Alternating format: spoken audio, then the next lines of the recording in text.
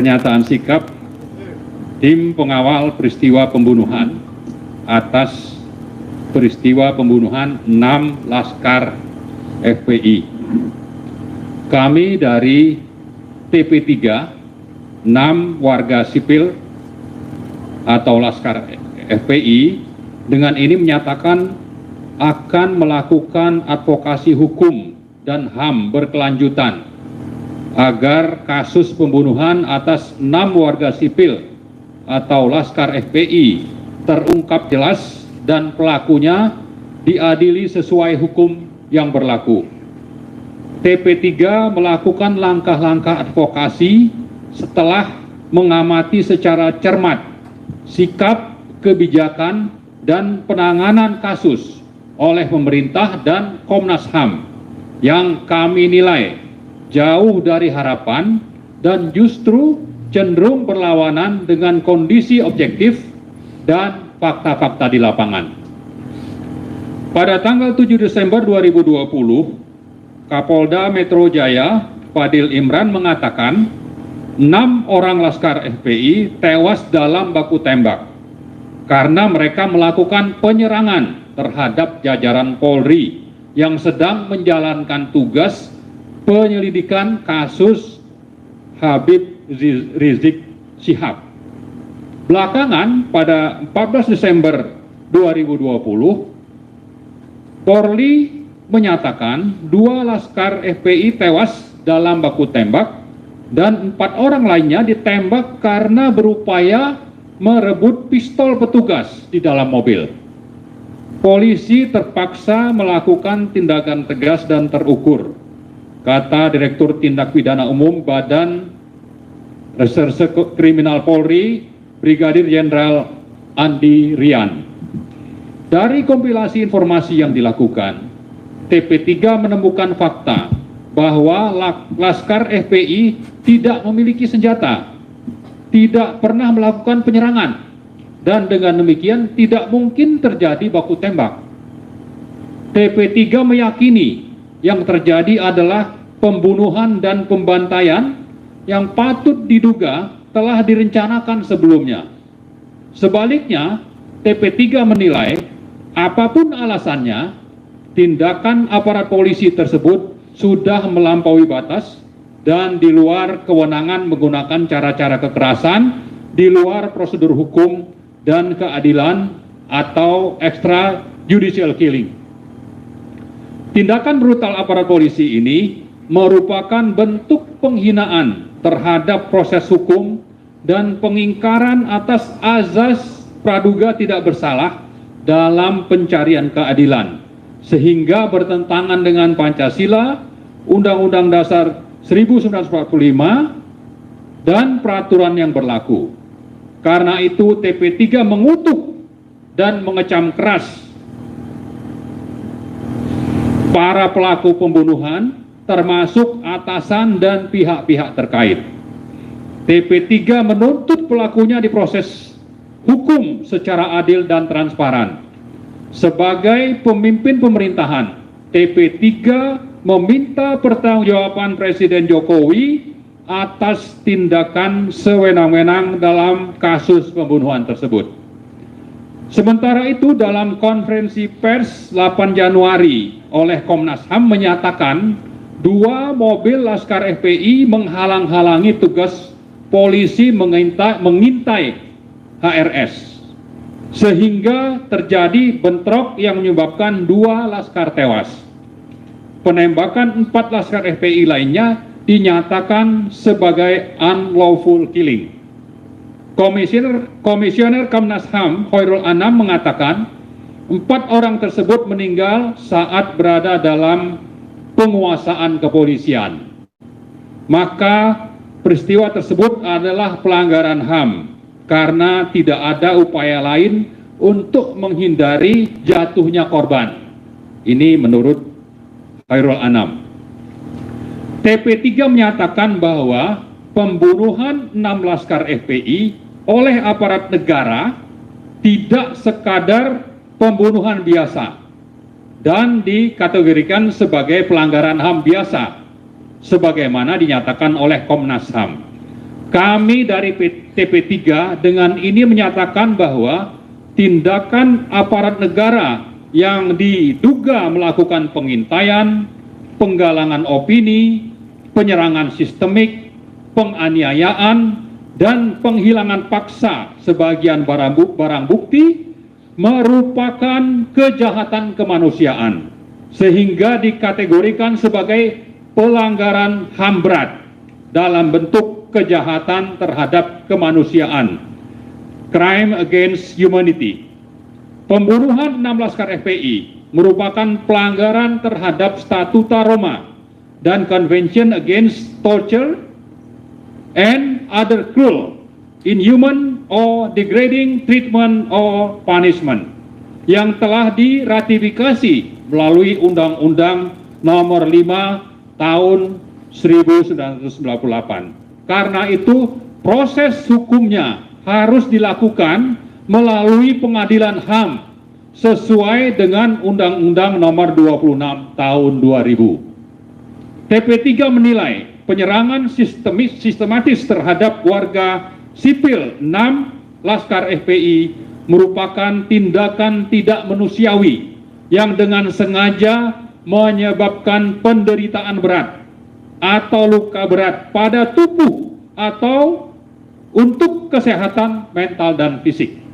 Sampai saat ini negara Republik Indonesia belum pernah memberikan pertanggungjawaban publik atas peristiwa pembunuhan 6 Laskar FPI dan tidak menyampaikan permintaan maaf atau bela sungkawa kepada keluarga mereka. Bagi kami, ini adalah pengingkaran terhadap hak korban dan keluarganya yang semestinya dijamin oleh negara seperti terkandung dalam Undang-Undang Nomor 13 2006 Yungto Undang-Undang Nomor 31 Tahun 2014 tentang perlindungan saksi dan korban. Demikianlah pernyataan sikap TP3 kami sampaikan demi tegaknya hukum dan keadilan di bumi NKRI. Semoga Allah Subhanahu wa Ta'ala, Tuhan Yang Maha Esa, melindungi segenap tumpah darah dan tanah air Indonesia.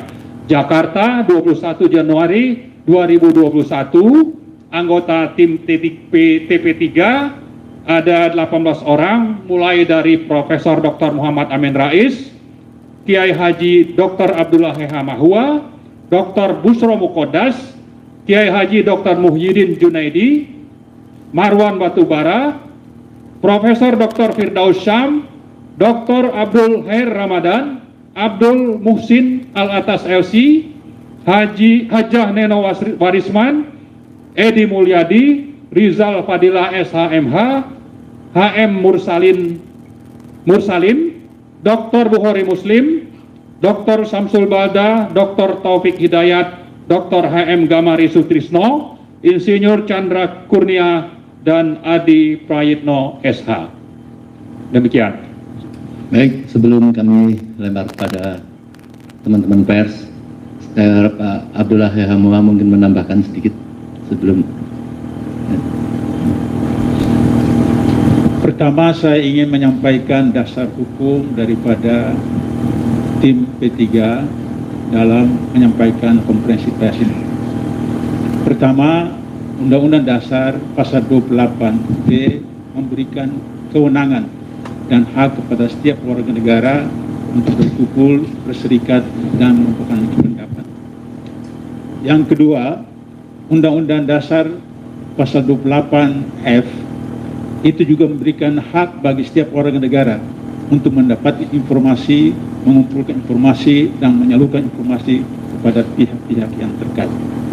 Yang ketiga, berdasarkan Undang-Undang Nomor 39 Tahun 1999 tentang HAM, maka setiap warga negara juga berhak untuk menyampaikan proses temuan-temuan kepada lembaga-lembaga terkait, baik secara nasional maupun secara internasional, dalam negeri maupun luar negeri.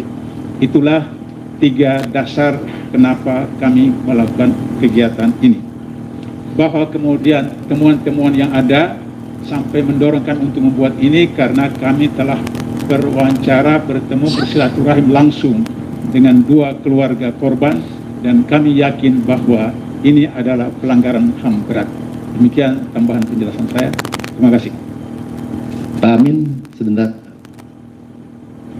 Saudara sekalian, jadi sesungguhnya kalau kita menoleh ke belakang,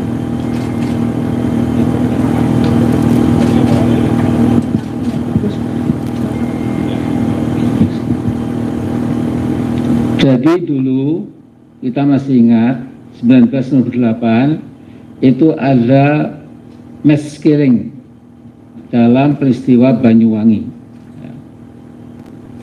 Jadi PBNU itu membuat fact finding commission, tim pencari fakta. Anggotanya Kiai Haji Said Akil Siraj, yang kedua Rozi Munir, ketiga, keempat, dan lain-lain saya lupa. Kemudian hasilnya itu diberikan ke Pangap, waktu itu Pak Jenderal Wiranto, dan kepada kejaksaan dan lain-lain yang berkaitan dengan penegakan hukum.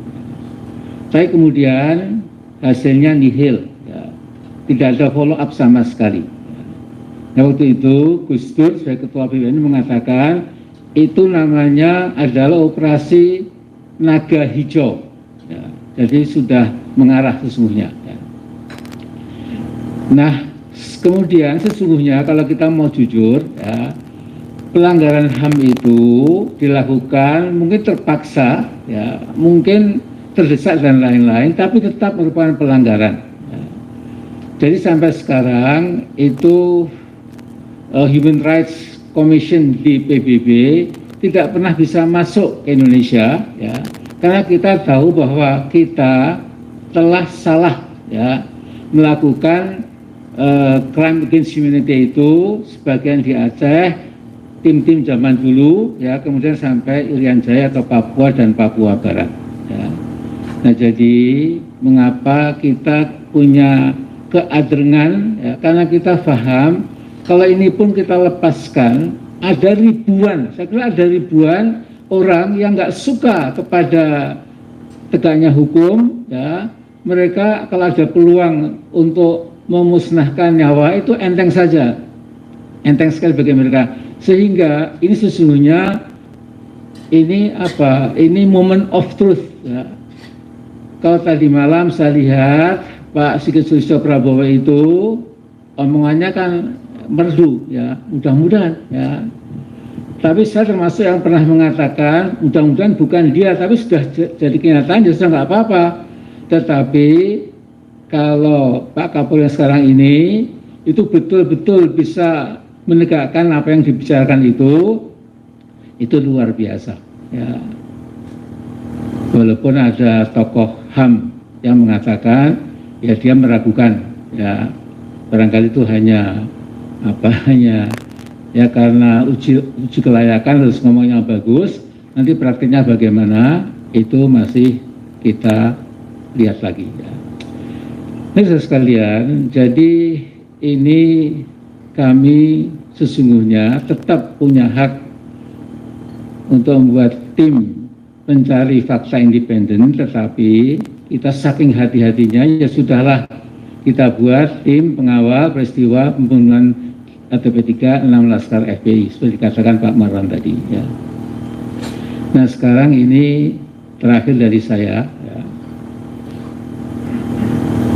Saya sesungguhnya sudah membaca, ya, bahwa kalau di antara anak bangsa ini tidak ada yang bicara dengan lantang untuk menegakkan hukum, untuk melawan kezaliman, untuk menegakkan kebenaran, itu nanti lama-lama, ya, bangsa kita ini menjadi dingin, ya, dingin ketika terjadi pembunuhan di sana, di pulau mana, di negara mana, di provinsi mana, itu tenang-tenang saja, ya.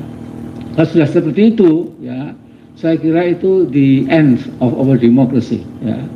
Jadi sudah sekalian, kita belajar dari muka bumi ini, banyak sekali negara mula-mula demokrasi, tapi elitnya itu memang tidak punya potongan pembawaan mental moral demokrasi, akhirnya membangun oligarki, akhirnya membangun rezim yang otoriter, bahkan diktatorial, dan bisa semakin hebat ya karena rakyat diam saja. Ya. Nah, jadi mungkin kami ini sebagian di sini masih ada sekitar ribuan lagi yang masih punya kepedulian. Kita akan speak out, ya, kita akan bicara apa adanya, kita akan ikuti terus, ya, dan sambil mengikuti itu, kita tetap akan membuat insya Allah sebuah buku putih, ya, yang akan menyajikan kenyataan sejujur-jujurnya apa yang terjadi, supaya paling tidak bangsa kita ini tahu apa yang telah terjadi, juga masyarakat internasional juga tahu apa yang terjadi, dan mudah-mudahan saya yakin ini dari segi keimanan kami, ya, kita semua, kalau masih ada sebagai anak bangsa yang peduli, ya, itu yang di langit tidak akan membiarkan, ya, bangsa ini kemudian ambruk, semua kemudian jatuh, ya. Jadi asas ini masih sebagian, cukup sebagian lah, ya, masih waspada, masih alert, ya, masih punya keprihatinan, masih punya komitmen, keadengan untuk menegakkan keadilan, itu bangsa ini masih punya masa depan. Ya. Nah, saya kira ini betul kata Pak Mar tadi, akhirnya harapan kita pada Pak Jokowi, ya, juga Kapolri baru, ya, supaya bisa seperti janjinya itu meretas, membuka, ya, halaman baru Polri kita, ya, yang lebih adil, lebih manusiawi, lebih, ya, mengayomi itu, dan lain sebagainya. Saya kira tambahan itu dari saya. Assalamualaikum warahmatullahi wabarakatuh. Baik, sebelum kami lempar kepada teman-teman pers, saya sementara batasi 5 orang dulu, ya. Oh, Pak Muhyiddin. Oke, sedikit Pak. Assalamualaikum warahmatullahi wabarakatuh. Intisari dari agama Islam adalah amar ma'ruf dan nahi munkar. Sebagai umat Islam yang oleh Allah Subhanahu wa taala dinilai dan dianggap sebagai khairu ummah, ciri nomor satunya adalah itu. Antara amar ma'ruf dan nahi munkar harus dilakukan secara seimbang. Tidak boleh amar ma'ruf saja dan nahi munkar ditinggalkan, atau sebaliknya. Nah, apa yang kami lakukan di tim ini adalah melakukan nahi munkar. Kami yakin tidak semua intelektual dan tokoh, cendekiawan, scholars berani dan memiliki gat untuk melakukan nahi munkar karena memiliki risiko yang lebih besar daripada amar ma'ruf. Oleh karena itu, kalau kita tidak melakukan nahi munkar, secara tidak langsung kita menegasikan salah satu perintah Allah Subhanahu wa taala. Jadi kami berkumpul bagian daripada perintah Allah melakukan amar ma'ruf dan nahi munkar. Apalagi banyak sekali di dalam Al-Quran, surah An-Nisa 93 dijelaskan, wa may yaqtul mu'minan muta'ammidan fajaza'u jahannamu khalidan fiha. Siapa saja yang membunuh seorang mukmin secara sengaja, maka ganjarannya adalah jahannam, ya, neraka, tinggal di sana selama-lamanya. Bahkan bukan hanya itu, wa ghadiballahu alaihi, Allah akan marah kepadanya, bahkan Allah melaknatnya. Kemudian yang terakhir, wa'addalahu azaban muhina, dan Allah menyiapkan sebuah siksaan yang sangat menyedihkan. Karena kita umat Islam, apalagi mayoritas bangsa Indonesia adalah umat Islam, kita harus memiliki kepedulian terhadap nasib saudara-saudara kita, ya, umat Islam dan bangsa Indonesia yang lain. Terima kasih. Assalamualaikum warahmatullahi wabarakatuh. Waalaikumsalam. Sebelum kami lempar ke teman-teman pers, kami mengingatkan untuk kita menjaga jarak, jangan sampai di tengah-tengah ini tadi disalahkan. Kami silakan untuk menjaga jarak. Nanti tanggapan aja. Nanti ditanggapan aja Pak Kamil. Ini apa ya?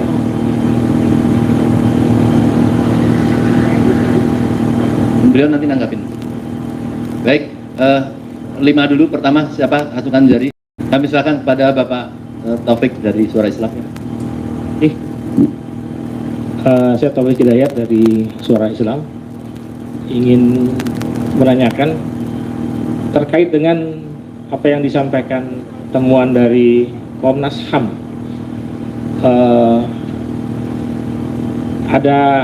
Adakah keraguan dari tim pencari fakta ini menyangkut dengan barang bukti yang ditemukan oleh Komnas HAM? Kami dari tim investigasi dari Suara Islam terus terang meragukan barang bukti yang ditemukan oleh Komnas HAM itu seperti diumpankan, menyangkut proyektil dan selongsong peluru yang ditemukan pihak Komnas HAM. Apakah itu sah menurut hukum, menurut berita acara penemuan barang bukti?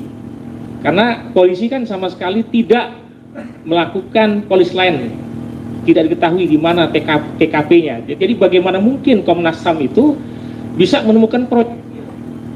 Ini kan seperti kayak orang maaf ya, banyak di berbagai cerita di masyarakat bagaimana polisi menjebak pelaku misalnya dalam hal narkoba. Jadi barangnya diumpanin, kemudian orangnya masuk dalam perangkap. Ini kami merasa Komnas HAM ini masuk perangkap daripada senjata.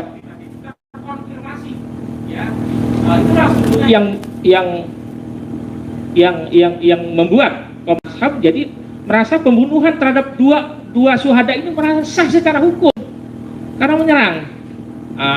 Dan yang kedua, apa yang akan dilakukan oleh tim ini terhadap Ketua Komnas HAM, ya, Bapak Damanik, ya, karena hasil daripada wawancara kami dari Suara Islam kepada para syuhada, mereka sangat sakit hati terhadap Ketua Komnas HAM yang menyatakan bahwasanya para anak-anak mereka ini menyerang orang yang tidak dia kenal sesungguhnya. Inilah yang dalam tanda kutip ya kurang ajar dari pihak Ketua Komnas HAM, menyerang polisi. Dari mana tahu anak-anak ini menyerang polisi sambil tertawa-tawa.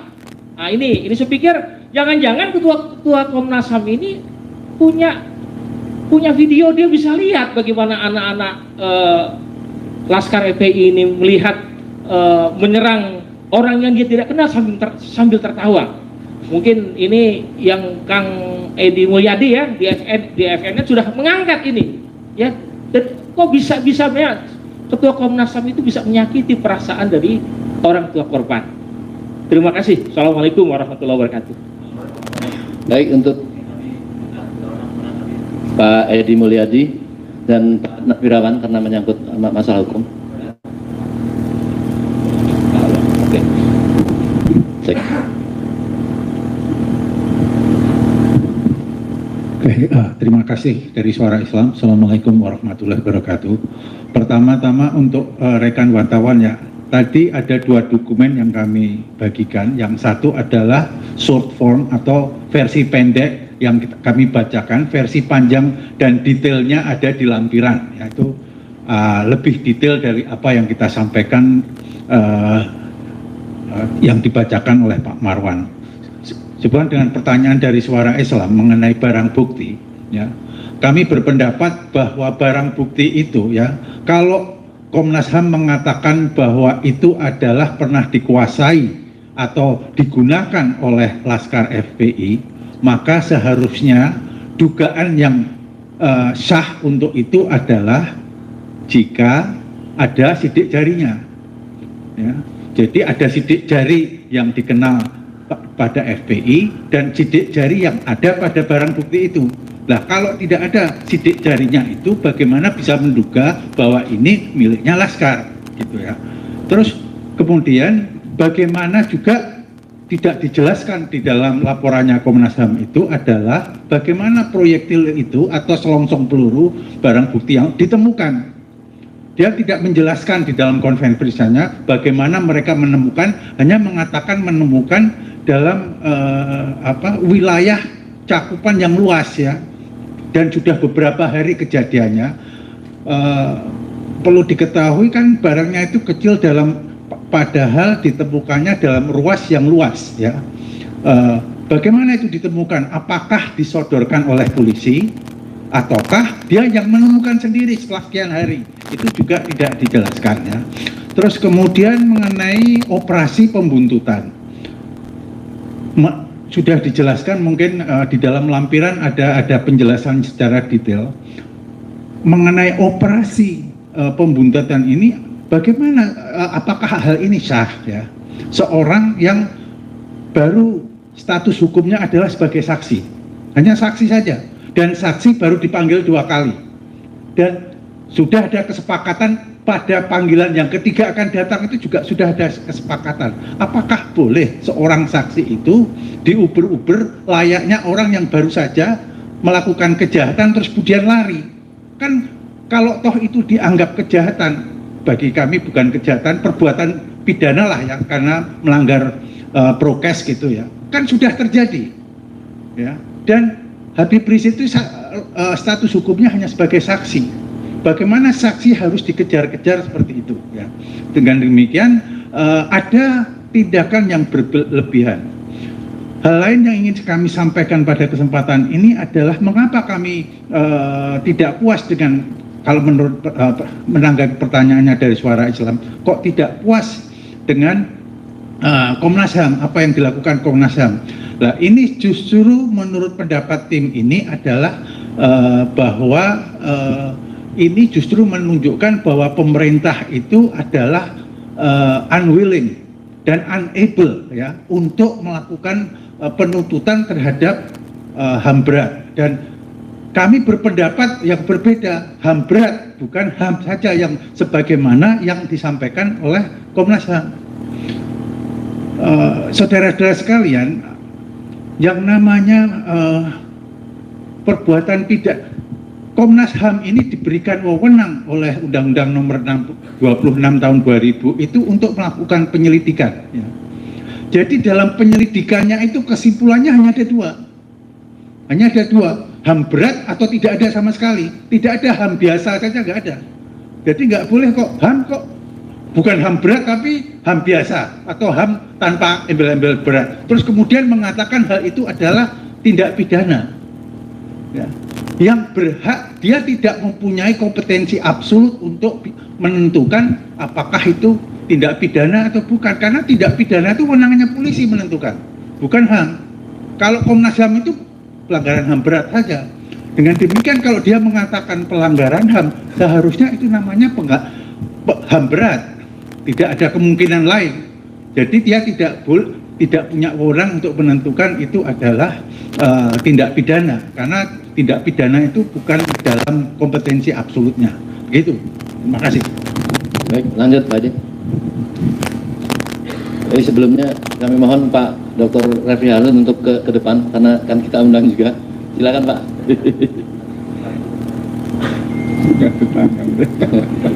Bos. Lagi puasa, sakit gigi. Baik, terima kasih. Assalamualaikum warahmatullahi wabarakatuh.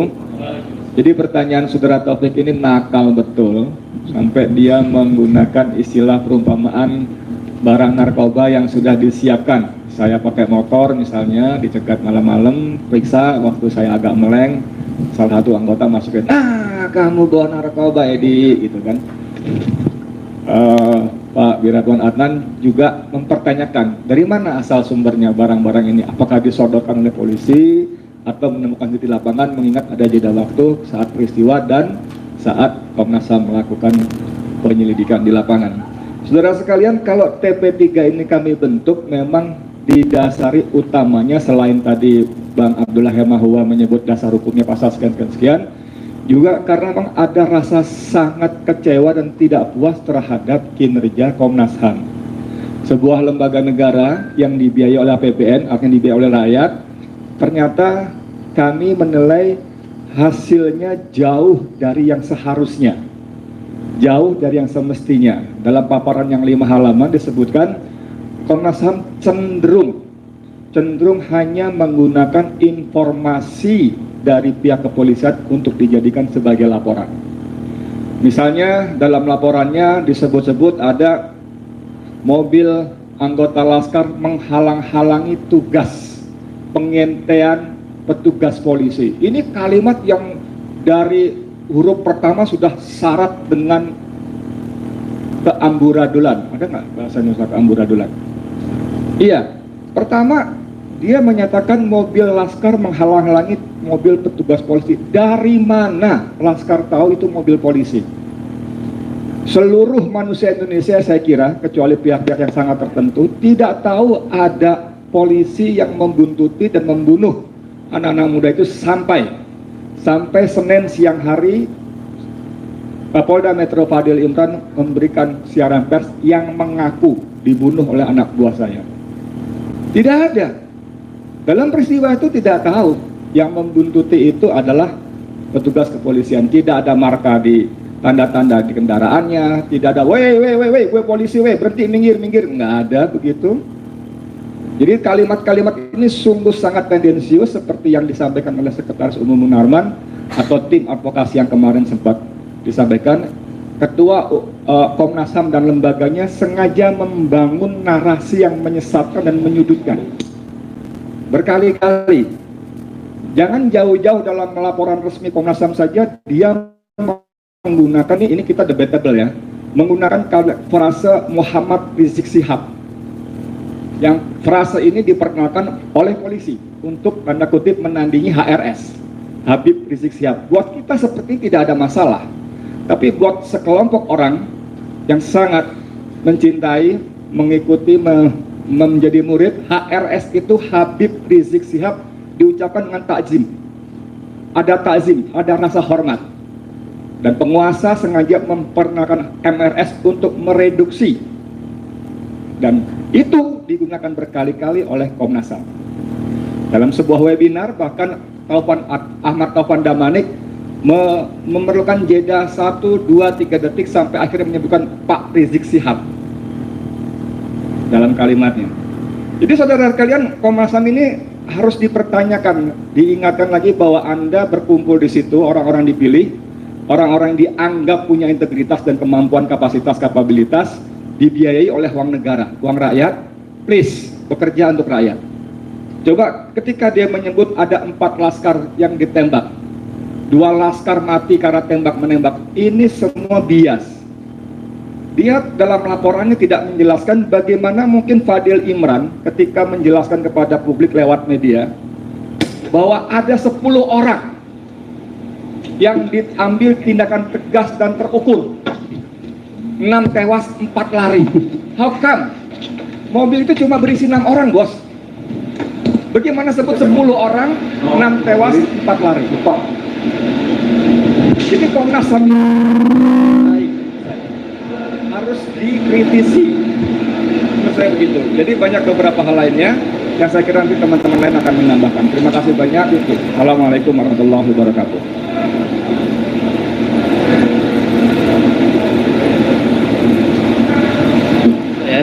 Dan misalkan dari Detik.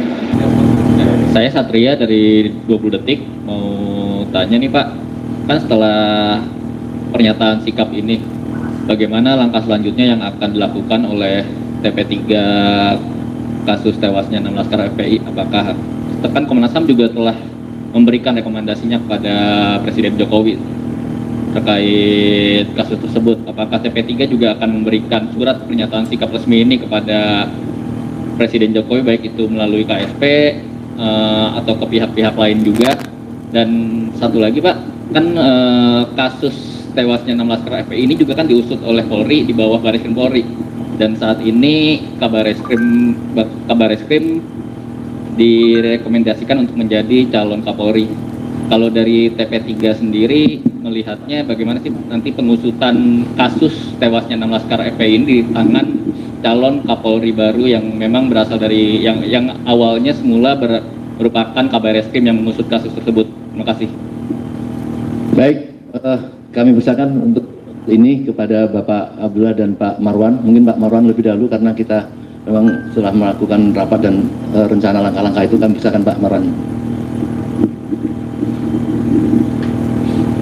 Ya, terima kasih. Jadi seperti tertulis di paragraf pertama ini ya, bahwa tim akan melakukan advokasi hukum dan HAM berkelanjutan sampai kasus pembunuhan 6 laskar tersebut terungkap jelas dan pelakunya diadili sesuai hukum yang berlaku. Itu dasar kita akan melakukan banyak langkah ke depan. Ya, antara lain kita juga seperti tadi sudah disebutkan Pak Amin, kita bikin buku putih, kita punya fakta, kita tunjukkan kepada publik, kita mengajak seluruh rakyat yang memang punya rasa kemanusiaan untuk bergabung dengan kita dan menyuarakan ini. Ya, jadi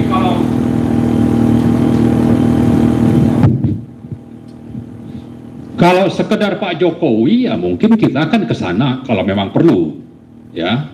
Lalu juga kita akan ke DPR misalnya, atau kemana yang kita anggap relevan untuk melakukan advokasi berkelanjutan ini, termasuk juga kepada lembaga-lembaga internasional yang relevan. Saya kira itu mungkin ya. Pak Abdullah akan menambahkan, silakan Pak. Tidak ada yang baru dari saya, hanya saya mengulangi saja bahwa dalam program kerja dari TP3 ini kita sudah tetapkan bahwa tadi dijelaskan oleh Mas Amin dengan Pak Marwan, buku putih, kemudian buku putih itu kita resume menjadi petisi. Petisi itu kita akan sampaikan kepada semua pihak terkait, apakah MPR, DPR, Presiden dan lain-lain, dan kita ajak untuk paling tidak ratusan tokoh-tokoh bangsa dari berbagai latar belakang agama, suku, profesi dan seterusnya. Kemudian kita coba untuk ke ICC, International Criminal Court, untuk memprosesnya sehingga berbarengan seperti itu.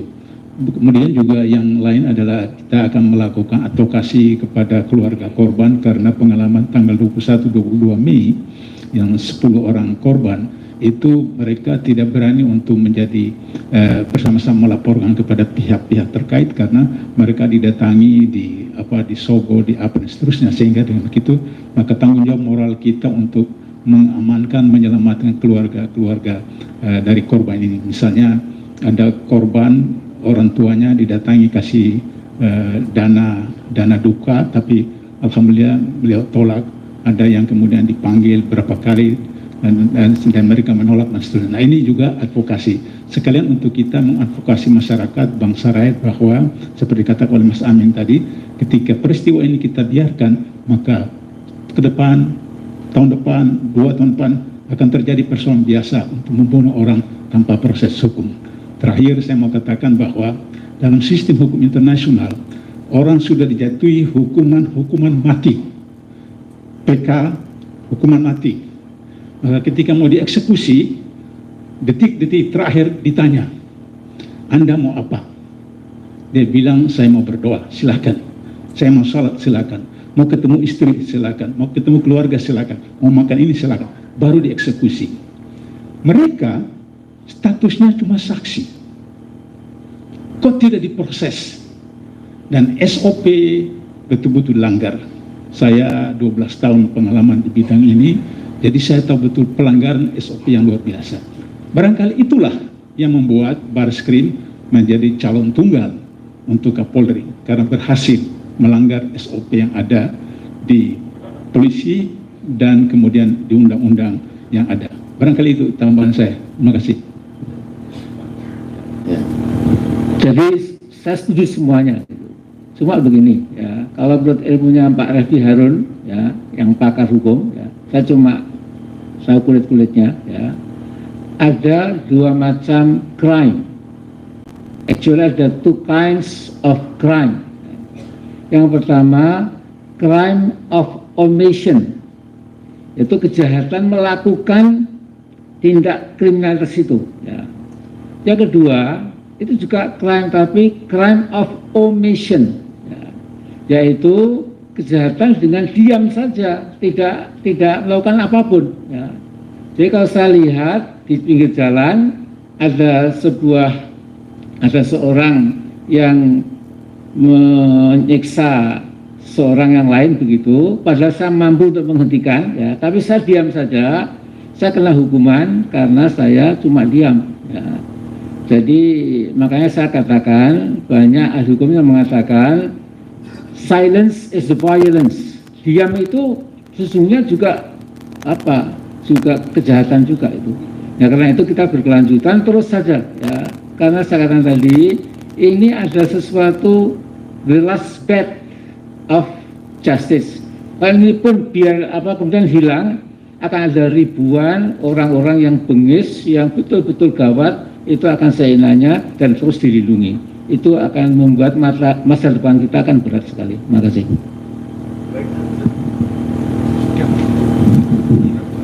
Sebelum kita lanjut ke keluarga korban, kami harap Pak Refli Harun memberikan sedikit tentang masukan rencana tidak Pak Arman sedikit, karena ini mungkin publik kepengen tahu langkah-langkah hukum seperti apa. Oke, baiklah. Jadi di awal kami sampaikan bahwa karena kami melihat TP3 ini melihat bahwa pemerintah itu adalah telah terbukti tidak bersedia dan tidak mampu untuk melakukan penuntutan, maka saluran berikutnya kami akan melakukan pengaduan ke Dewan HAM PBB. Dewan HAM PBB itu mengenal adanya pengaduan individual pengaduan itu yang dalam bentuk communication, ya, tidak berarti kami itu kemudian beracara di hanya itu dikenal. Itulah yang akan kami lakukan karena dalam pengamatan kami pemerintah ini adalah unwilling dan unable untuk melakukan penuntutan itu, ya. Nah, tadi ada pertanyaan yang belum terjawab juga mengenai mengapa tidak dilakukan polis lain itu. Nah, kami juga membaca di dalam SOP-nya polisi itu, atau kalau terjadi adanya mayat atau korban pembunuhan itu, protapnya itu harus tidak boleh diadakan perubahan terhadap barang bukti itu. Harus dibiarkan sebagaimana adanya, kemudian diberikan polis lain gitu. Nah, ini kok kesannya kok kemudian diambil barang buktinya sehingga sudah berubah. Karena adanya perubahan ini tentunya ini adalah bertentangan dengan rule of law-nya gitu, ya.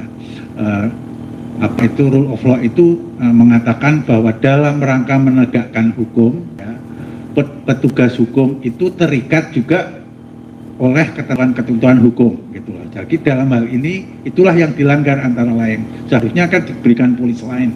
Terus kemudian dibiarkan kalau ada yang mati, ada yang tertembak itu dibiarkan apa adanya.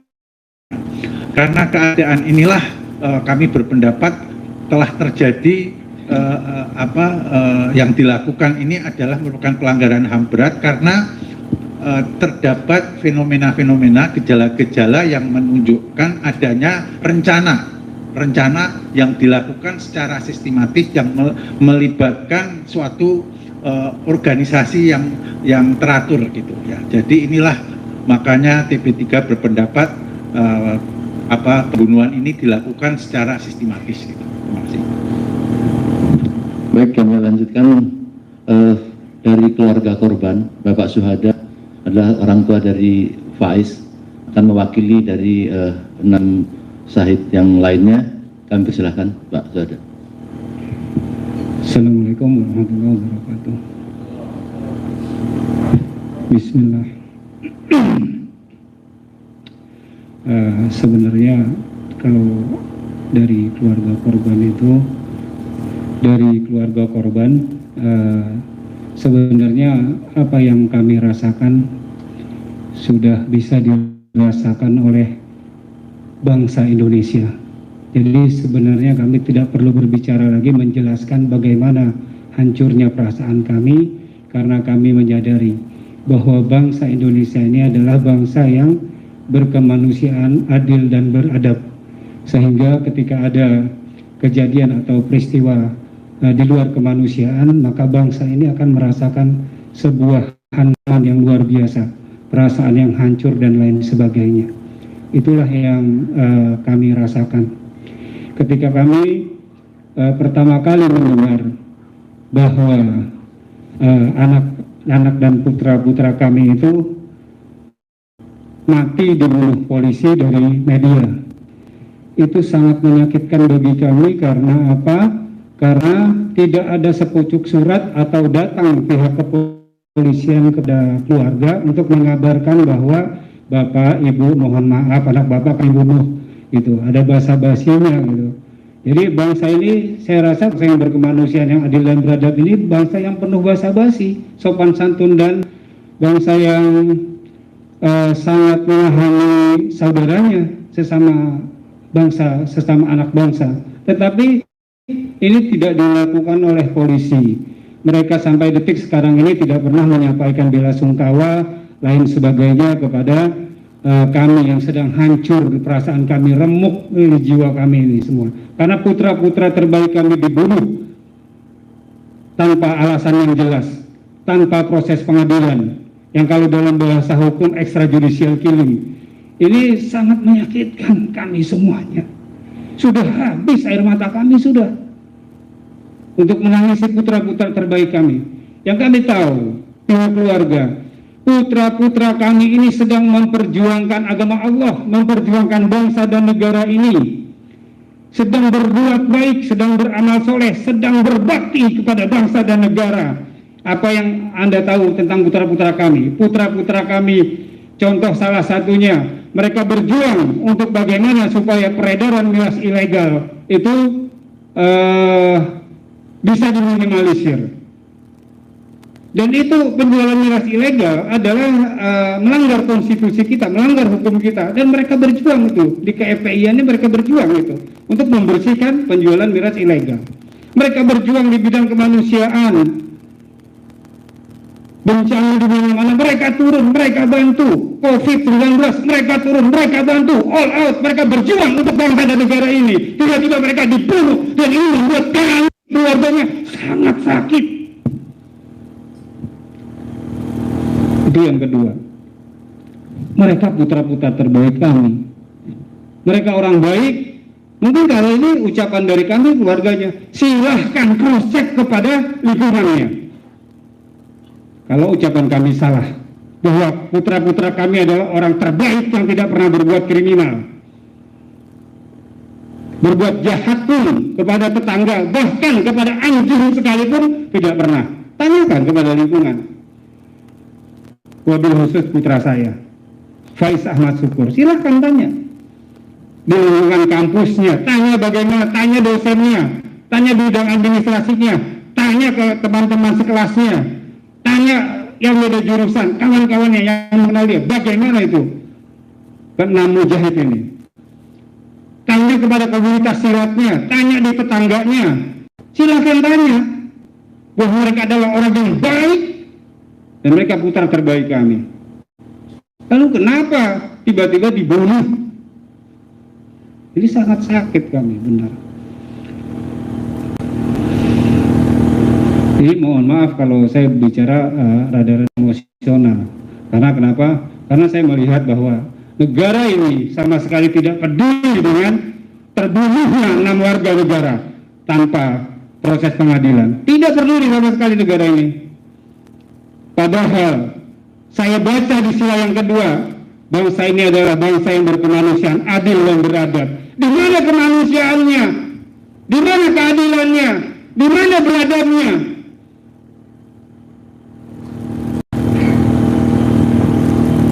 Jadi kami sangat berterima kasih kepada tokoh-tokoh yang terus menggaungkan proses pengadilan terhadap pelaku pembunuhan ini, pembunuhan biadab dan kejam ini. Artinya terima kasih banyak sebagian umat Islam terus untuk mengungkap agar supaya pelaku daripada pembunuhan ini yang disembunyikan, yang sampai sekarang disembunyikan, itu segera terungkap dan segera diadili seadil-adilnya untuk membuktikan bahwa bangsa ini adalah bangsa yang berkemanusiaan, adil dan beradab.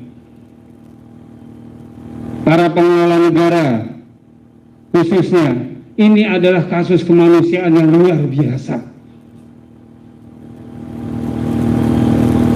Laskar FPI adalah orang-orang yang menjunjung tinggi harkat martabat dan kemanusiaan. Mereka berjuang di bidang kemanusiaan. Sekarang mereka dibunuh secara tidak berkemanusiaan.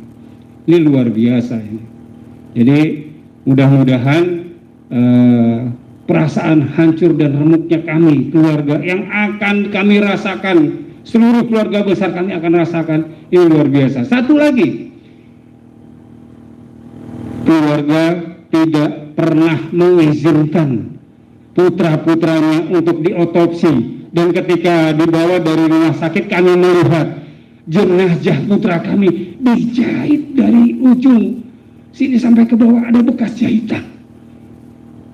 Nah ini putra kami, bukan anak mereka ini. Nah mereka jangan sembarangan seperti itu, mereka bongkar itu ini.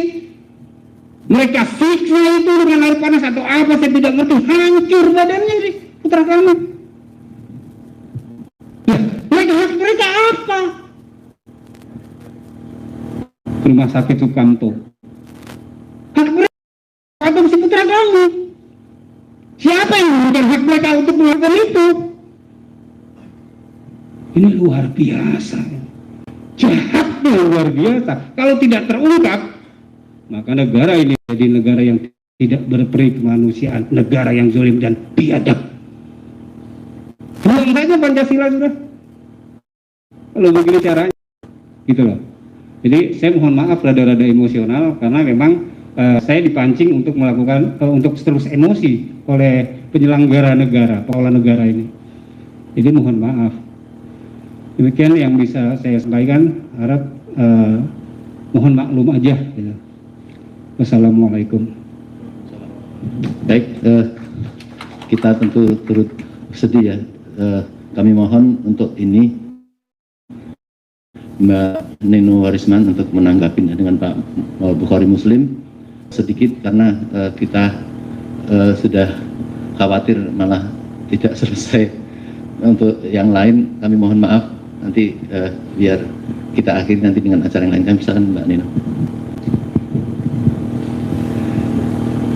Baik, kawan-kawan semuanya, saya sudah mendengar ya beberapa kali, membaca dan bahkan memberikan laporan tentang perjalanannya.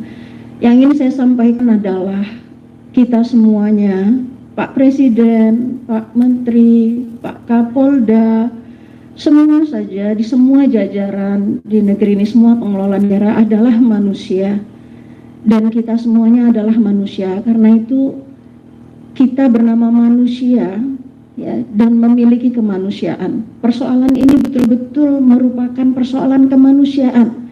Kalau boleh ya, saya memohon ya, biarlah yang lain mengemukakan fakta, saya memohon ya kepada semua pihak untuk kembali meletakkan rasa kemanusiaan tersebut, rasa kasih sayang kepada manusia menjadi yang utama, sehingga kita tidak perlu merasa malu ketika melakukan kesalahan ya, ketika mungkin ada pihak-pihak ya yang terlanjur mengatakan A kemudian B, tapi kita kembali kepada sumber pertama kita, yaitu bahwa kita menjadi manusia karena kita dibekali oleh Tuhan sebuah rasa kemanusiaan itu. Itulah yang selalu mendorong kita untuk melihat segala permasalahan yang kita hadapi. Nah, saya betul-betul berharap ya kepada Bapak Kapolri, betapapun banyak yang tidak mungkin meragukan diri sendiri ya, bukan meragukan siapapun, tapi meragukan diri sendiri. Tapi saya mengajak seluruh masyarakat, ya, terutama kaum ibu, ya.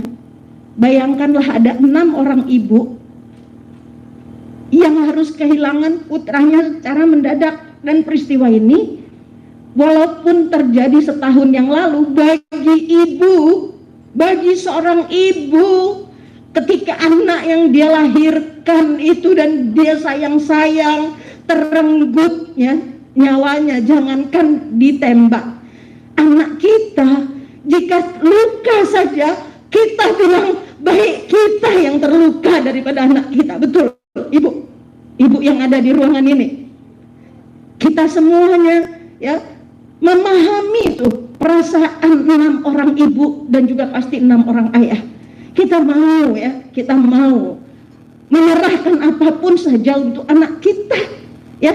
Jadi ini adalah perasaan keibuan yang membimbing, yang meminta kepada setiap orang yang punya ibu, siapapun saja, semuanya penyelenggara negara punya ibu. Tolong kembali ke hati ibu masing-masing. Bagaimana gitu kalau ibumu yang harus menghadapi seperti ini? Jadi kita nggak usah terlalu susah betul, kembali kepada yang nurani karena itu diberikan Tuhan.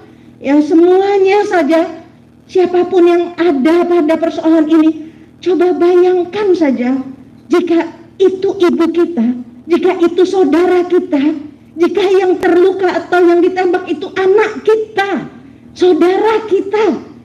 Saya kira kalau itu semua sudah menjadi buntu, saya pun tidak bisa berkata apa-apa, ya, karena disinilah letak kita menjadi manusia, karena kita memiliki rasa kemanusiaan. Ini adalah persoalan kemanusiaan, ya.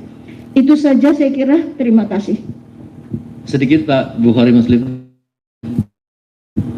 untuk Terima kasih.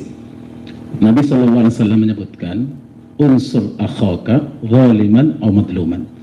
Apa yang kita lakukan hari ini bukan hanya menolong orang yang terdolimi, tapi menolong pelaku kedoliman. Apa yang disampaikan oleh Anda Amin Rais tadi, bahwa jangan sampai ini dibiarkan, akan berkelanjutan. Kita bisa bayangkan satu nyawa saja, kata Al-Quran, man qatala nafsan bighairi haqqin qatala an-nasa jami'an. Satu nyawa dihilangkan tanpa cara yang benar sama dengan menghilangkan nyawa seluruh umat manusia. Apalagi kalau 6, dan apalagi seperti disembunyikan. Jadi apa yang kita lakukan hari ini adalah menolong kemanusiaan, menolong diri kita, menolong bangsa ini. Mudah-mudahan kita diberkahi oleh Allah.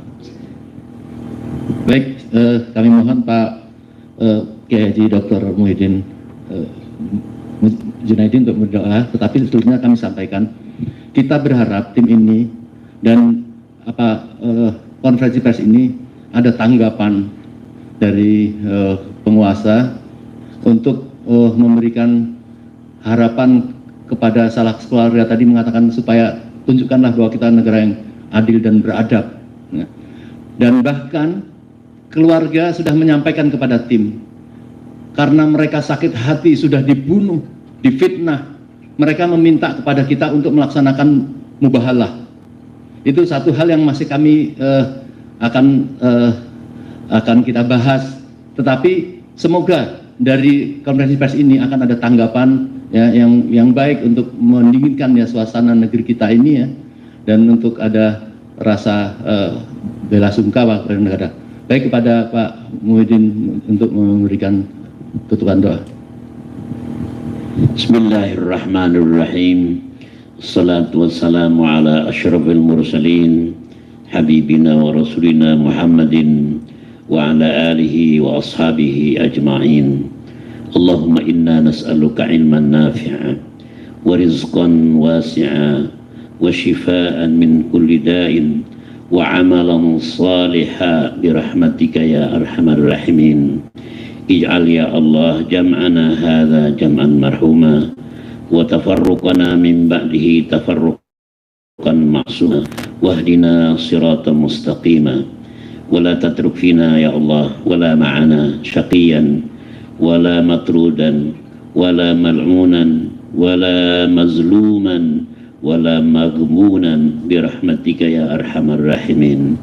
اللهم انصر الإسلام والمسلمين واجمع كلمتهم ووحد صفوفهم وأصلح ذات بينهم وانصرهم على عدوك وعدوهم واجعلهم من ورثة جنة النعيم.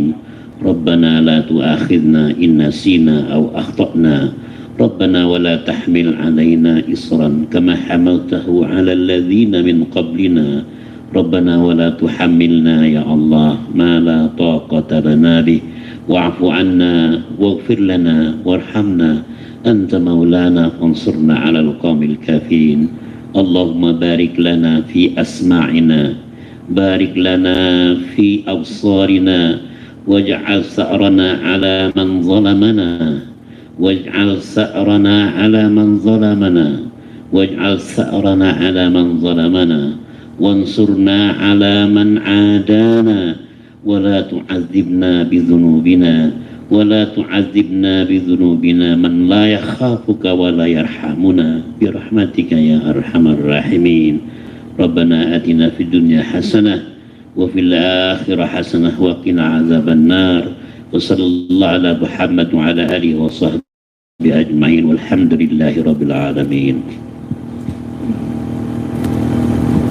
Baik, dengan berakhirnya doa ini maka acara kita bubar dan kami mohon kita